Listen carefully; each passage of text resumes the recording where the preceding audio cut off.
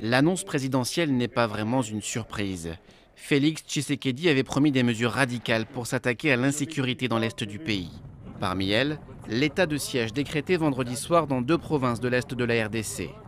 Une mesure inédite, encore jamais mise en œuvre. Depuis plusieurs mois, les provinces d'Ituri et du Nord Kivu, situées à l'est du pays, sont en proie à des violences perpétrées par des groupes armés.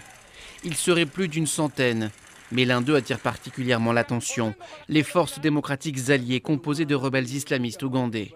Les autorités les soupçonnent d'avoir tué plus de 1000 civils en 6 mois. En déplacement mardi à Paris, le président Tshisekedi a demandé l'aide de la France dans cette lutte.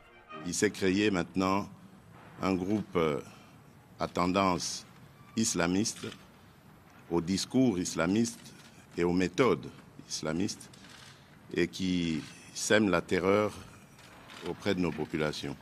Donc là, je suis plus que jamais déterminé à l'éradiquer et je compte sur le soutien de la France.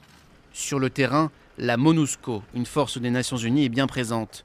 Mais depuis plusieurs années, une partie de la population, notamment des jeunes, accuse les casques bleus de ne rien faire face aux violences. Ces dernières semaines, plusieurs villes du Nord Kivu avaient été paralysées par un mouvement de grève générale en signe de protestation contre l'insécurité grandissante.